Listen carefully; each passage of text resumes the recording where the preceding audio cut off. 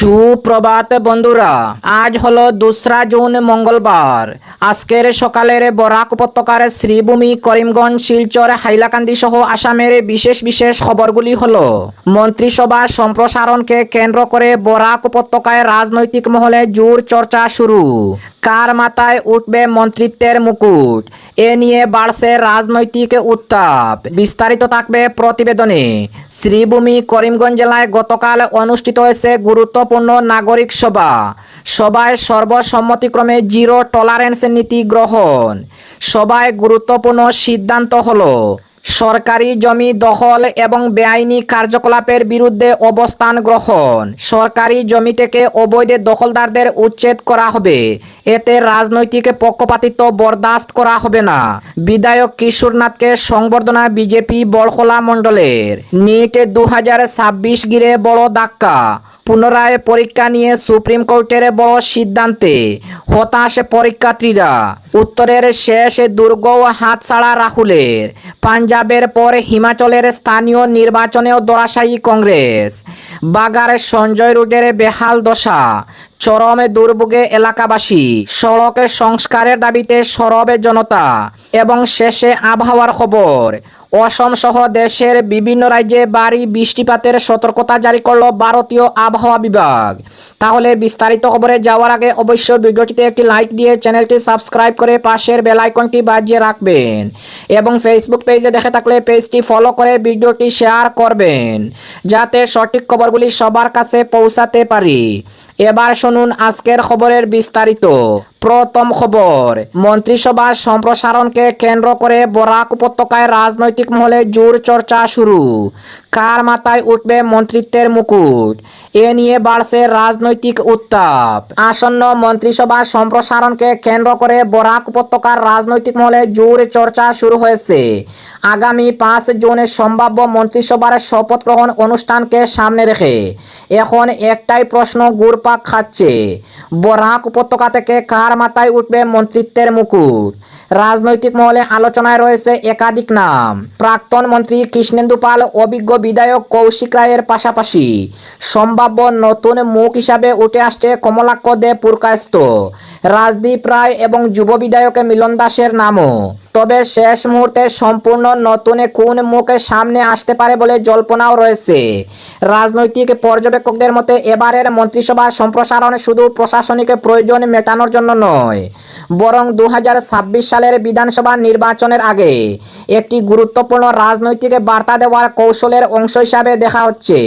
ফলে সম্ভাব্য মন্ত্রী নির্বাচন নিয়ে দলের অন্দরে চলছে বিস্তর হিসাব নিকাশ। দীর্ঘদিন ধরেই অভিযোগ রয়েছে যে জনসংখ্যা, সাংস্কৃতিক বৈচিত্র্য ও রাজনৈতিক গুরুত্বের তুলনায় বরাক উপত্যকা রাজ্যের ক্ষমতার কাঠামোয় পর্যাপ্ত প্রতিনিধিত্ব পায় না।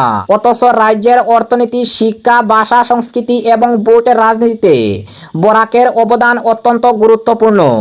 সেই কারণে মন্ত্রিসভায় বরাকের প্রতিনিধিত্ব বাড়ানোর দাবি বহুদিনের। মন্ত্রিত্বের দৌড়ে অসমের আলোচিত নাম কৃষ্ণেন্দু পাল। দীর্ঘ রাজনৈতিক অভিজ্ঞতা, সাংগঠনিক দক্ষতা এবং প্রশাসনিক কাজের অভিজ্ঞতা তাকে শক্তিশালী দাবিদার হিসাবে প্রতিষ্ঠিত করেছে। পাশাপাশি দলের প্রতি দীর্ঘদিনের আনুগত্য ও তৃণমূল স্তরে গ্রহণযোগ্যতা তার পক্ষে যেতে পারে বলে মনে করেছেন রাজনৈতিক মহল। অন্যদিকে কৌশিক রায় রয়েছেন আলোচনার কেন্দ্রবিন্দুতে। দলের সাংগঠনিক কর্মকাণ্ডে সক্রিয় ভূমিকা রয়েছে। রাজনৈতিক গ্রহণযোগ্যতা এবং বিভিন্ন গুরুত্বপূর্ণ ইস্যুতে তার অবস্থান তাকে সম্ভাব্য মন্ত্রীদের তালিকায় এগিয়ে রেখেছে। রাজনৈতিক মহলের একাংশের মতে দল যদি সাংগঠনিক ভারসাম্যকে গুরুত্ব দেয় তাহলে কৌশিক রায়ের সম্ভাবনা যথেষ্ট উজ্জ্বল। তবে রাজনৈতিক মহলের নজর এবারে নতুন মুখের দিকেও। কমলাক্ষ দে পুরকায়স্থ, রাজদীপ রায় এবং মিলন দাসের নাম বারবার উঠে আসছে সম্ভাব্য প্রার্থী তালিকায়। পর্যবেক্ষকদের মতে তরুণ ও নতুন নেতৃত্বকে মন্ত্রিসভায় স্থান দিলে তা আগামী প্রজন্মের ভোটারদের কাছে ইতিবাচক বার্তা পৌঁছে দিতে পারে। একই সঙ্গে দলের ভবিষ্যতের নেতৃত্ব গড়ে তোলার ক্ষেত্রে তা গুরুত্বপূর্ণ পদক্ষেপ হতে পারে। সূত্রের খবরে সম্ভাব্য মন্ত্রিসভা সম্প্রসারণকে সামনে রেখে দিল্লি থেকে দিশপুর পর্যন্ত রাজনৈতিক যোগাযোগ ও তৎপরতা বেড়েছে। বিভিন্ন নেতা নিজেদের সাংগঠনিক প্রভাবের রাজনৈতিক শক্তি এবং আঞ্চলিক গুরুত্ব তুলে ধরার চেষ্টা চালিয়ে যাচ্ছেন। যদিও চূড়ান্ত সিদ্ধান্ত দলের শীর্ষ নেতৃত্বের হাতে থাকবে বলে মনে করা হচ্ছে। এদিকে সাধারণ মানুষের প্রত্যাশাও কম নয়।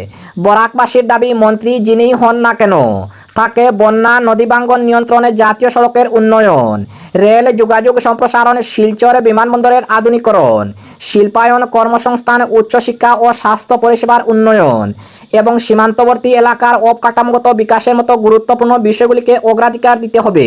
নাগরিক সমাজের প্রতিনিধিদের মতে মন্ত্রিত্ব শুধুমাত্র রাজনৈতিক মর্যাদার বিষয় নয়, বরং একটি অঞ্চলের উন্নয়নের গতি নির্ধারণের গুরুত্বপূর্ণ মাধ্যম। ফলে যিনি মন্ত্রিত্বের দায়িত্ব পাবেন তার কাঁধেই থাকবে বরাক উপত্যকার লক্ষ লক্ষ মানুষের প্রত্যাশার ভার। সবে জল্পনা কল্পনার অবসান ঘটতে পারে আগামী 5 জুন। সেদিনই স্পষ্ট হবে বরাক উপত্যকা থেকে কার ভাগ্যে জুটছে মন্ত্রিত্বের তকমা। ততদিন পর্যন্ত রাজনৈতিক মহলে জল্পনা অব্যাহত থাকলেও একথা স্পষ্ট যে মন্ত্রিসভা সম্প্রসারণকে ঘিরে বরাকের রাজনৈতিক উত্তাপ ক্রমশই বাড়ছে। অপরদিকে শ্রীভূমি করিমগঞ্জ জেলায় গতকাল অনুষ্ঠিত হয়েছে গুরুত্বপূর্ণ নাগরিক সভা।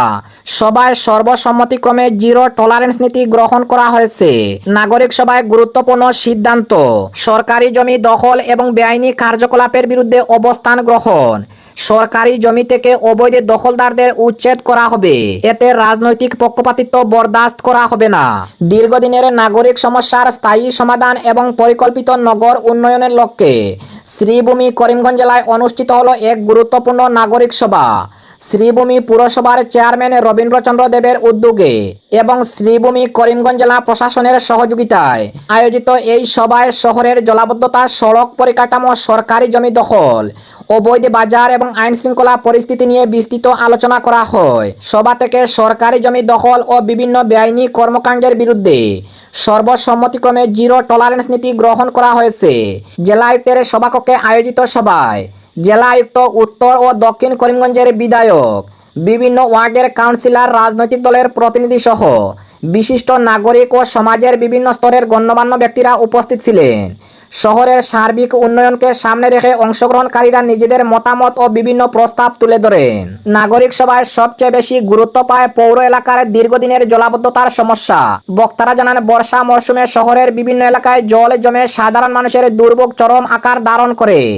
এর পাশাপাশি ভাঙ্গাচোরা সড়ক, অপরিকল্পিত নগরায়ন এবং যানবাহন ব্যবস্থাপনার নানা অসঙ্গতি নিয়ে উদ্বেগ প্রকাশ করা হয়। এসবের সমস্যার সমাধানে প্রশাসন ও জনপ্রতিনিধিদের সমন্বিত উদ্যোগ গ্রহণের উপরে জোর দেওয়া হয়।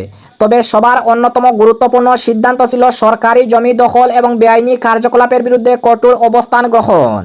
সর্বসম্মতিক্রমে সিদ্ধান্ত গ্রহণ করা হয় সরকারি জমি থেকে অবৈধ দখলদারদের উচ্ছেদ করা হবে এবং এ বিষয়ে কোনো ধরনের রাজনৈতিক হস্তক্ষেপ বা পক্ষপাতিত্ব বরদাস্ত করা হবে না।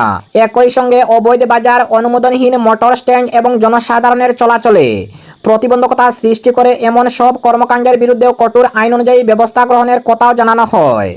বক্তারা স্পষ্টভাবে বলেন, উচ্ছেদ অভিযান কোনো এককালীন কর্মসূচি নয়, বরং জনস্বার্থ ও পরিকল্পিত নগর উন্নয়নের স্বার্থে এটি ধারাবাহিকভাবে চালিয়ে যেতে হবে।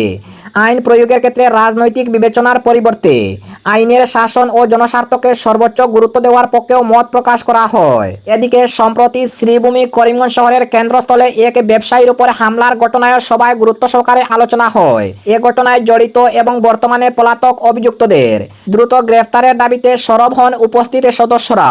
সভায় উপস্থিত অতিরিক্ত পুলিশ সুপারকে অভিযুক্তদের দ্রুত আইনের আওতায় এনে দৃষ্টান্তিমূলক ব্যবস্থা গ্রহণের আহ্বান জানানো হয়। সভা শেষে অংশগ্রহণকারীরা আশাবাদ ব্যক্ত করেন, প্রশাসনের, জনপ্রতিনিধি ও সাধারণ মানুষের সম্মিলিত উদ্যোগে শ্রীভূমি করিমগঞ্জের দীর্ঘদিনের নাগরিক সমস্যাগুলির কার্যকর সমাধান সম্ভব হবে। পাশাপাশি একটি পরিচ্ছন্ন, নিরাপদ, আধুনিক ও পরিকল্পিত শহর গড়ে তুলতে ভবিষ্যতেও এ ধরনের নাগরিক সংলাপ আলোচনা অব্যাহত রাখার উপর গুরুত্ব আরোপ করা হয়। অপরদিকে বিধায়ক কিশোরনাথকে সংবর্ধনা বিজেপি বড়খলা মণ্ডলের বড়খলা মাল্টিপারপাস হলে আয়োজিত এক জাঁকজমকপূর্ণ অনুষ্ঠানে ডাকটুলের তালে বিধায়ক কিশোরনাথকে সংবর্ধনা জানান ভারতীয় জাতীয় জনতা পার্টির বড়খলা মণ্ডল সভাপতি পিনাককান্তি দাসের সভাপতিত্বে গতকাল অনুষ্ঠিত সভায় বিজেপির বিভিন্ন স্তরের পদাধিকারী, কর্মী, সমর্থক এবং এলাকার বিশিষ্ট ব্যক্তিরা উপস্থিত ছিলেন। এই সংবর্ধনা অনুষ্ঠানে কিশোরনাথকে সকলকে ধন্যবাদ জানিয়ে বলেন, এই বিজয় তার একার নয়, বরং বড়খলার প্রতিটি মানুষের ভালোবাসা, আশীর্বাদ ও সমর্থনের ফল। তিনি আগামী দিনেও জনগণের আস্থা অটুট রেখে এলাকার সার্বিক উন্নয়নে নিরলসভাবে কাজ করে যাওয়ার অঙ্গীকার ব্যক্ত করেন। অপরদিকে নিট 2026 ঘিরে বড় ধাক্কা। পুনরায় পরীক্ষা নিয়ে সুপ্রিম কোর্টের বড় সিদ্ধান্তে হতাশ পরীক্ষার্থীরা। নিট 2026 পরীক্ষাকে কেন্দ্র করে বড়সড় ধাক্কা খেলেন পরীক্ষার্থীরা। পরীক্ষার স্বচ্ছতা নিশ্চিত করতে এবং পদ্ধতিগত সংস্কারের দাবিতে আনা একটি জরুরি আবেদন সোমবার খারিজ করে দিল সুপ্রিম কোর্ট। বিচারপতি PS নরসিং ও বিচারপতি অরবিন্দ কুমারের বেঞ্চ সাফ জানিয়ে দিয়েছে এই মুহূর্তে নতুন করে কোনো নির্দেশ দেওয়ার সুযোগ নেই। ফলে জুলাই মাসের আগে এই বিষয়ে আদালতের তরফে নতুন কোনো সিদ্ধান্তের সম্ভাবনা কার্যত শেষ হয়ে গেল। প্রশ্নপত্র ফাঁসের অভিযোগের জেরে 12 মে মূল নিট ইউজি পরীক্ষা বাতিল করা হয়েছিল। সিবিআই তদন্তের পর পরীক্ষাটি 21 জুন পুনরায় নেওয়ার সিদ্ধান্ত নেয় ন্যাশনাল টেস্টিং এজেন্সি। আবেদনকারীদের মূল দাবি ছিল অফলাইন বা সশরীরে পরীক্ষা না নিয়ে শুধুমাত্র কম্পিউটারের মাধ্যমে সিবিটি পদ্ধতিতে পরীক্ষা নেওয়া হোক।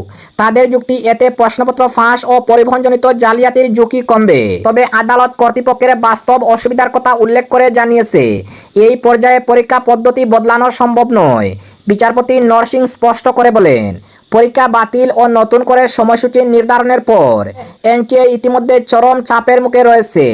আদালতে মামলাটিকে এনটিএর সংস্কার সংক্রান্ত অন্যান্য আবেদনের সঙ্গে যুক্ত করে অবকাশ পরবর্তী সময়ের জন্য স্থগিত রেখেছে। কেন্দ্র ও সিবিআই এর থেকে জবাব চেয়ে মামলাটি আগামী শুনানির তালিকায় রাখা হয়েছে। এখন 21 জুনের নির্ধারিত পরীক্ষার তারিখে বহাল থাকছে কিনা তা নিয়ে চূড়ান্ত সিদ্ধান্তের অপেক্ষায় লক্ষ লক্ষ পরীক্ষার্থীরা।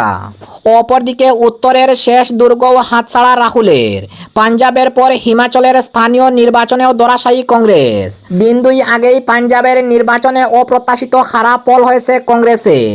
বিজেপির চাপে কার্যত কোণঠাসা হয়ে যাওয়া আম আদমি পার্টি, যেখানে প্রায় 50% বেশি আসনে জিতেছে, সেখানে কংগ্রেসের ঝুলিতে গিয়েছে মাত্র 20% আসন।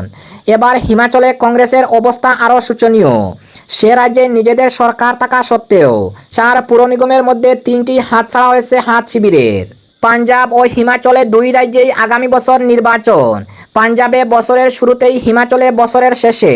পাঞ্জাবে এবার ক্ষমতায় ফেরার ব্যাপারে আশাবাদী হাত শিবির। ভগবন্ত মানের নেতৃত্বাধীন আপ সরকারের বিরুদ্ধে বহু অভাব অভিযোগ থাকা সত্ত্বেও সেখানে বিরোধী পরিসরে নিজেদের মেলে ধরতে পারেনি হাত শিবির। কংগ্রেস সেখানে দ্বিতীয় হলেও বিজেপি ক্রমশই উল্কার গতিতে উঠে আসছে। সব মিলিয়ে পাঞ্জাবে বেশ চাপে হাত শিবির। এর মধ্যে আরও বড় দুঃসংবাদ হিমাচল থেকে। এবং আজকের শেষ খবরটি, অসম সহ দেশের বিভিন্ন রাজ্যে ভারী বৃষ্টিপাতের সতর্কতা জারি আইএমডি। গোটা সপ্তাহের আবহাওয়া নিয়ে বড় আপডেট দিল ভারতীয় আবহাওয়া দপ্তর আইএমডি। দিল্লি সহ দেশের বহু রাজ্যে ঘটছে বড় পরিবর্তন।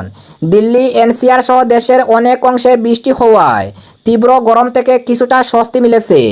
আইএমডির পূর্বাভাস অনুযায়ী আগামী 2 থেকে 3 দিনের মধ্যে দক্ষিণ পশ্চিম মৌসুমী বায়ু কেরালায় পৌঁছানোর সম্ভাবনা রয়েছে। মৌসুমী বায়ু দ্রুত লাক্ষাদ্বীপে, তামিলনাড়ু এবং বঙ্গোপসাগরের কিছু অংশের দিকেও এগিয়ে আসছে। ভারতীয় আবহাওয়া দপ্তর আইএমডির তথ্য অনুযায়ী এই সপ্তাহে উত্তর, পশ্চিম, মধ্য ও পূর্ব ভারতে ঘন্টায় 70 কিলোমিটার পর্যন্ত বেগে দামকা হাওয়া সহ ভারী বৃষ্টি ও শিলাবৃষ্টি হওয়ার সম্ভাবনা রয়েছে। আসাম, মেঘালয়, অরুণাচল প্রদেশ সহ উত্তর পূর্ব ভারত এবং দক্ষিণ ভারতেও এই সপ্তাহে ভারী থেকে অতি ভারী বৃষ্টিপাত ও বজ্রঝড় হওয়ার সম্ভাবনা রয়েছে।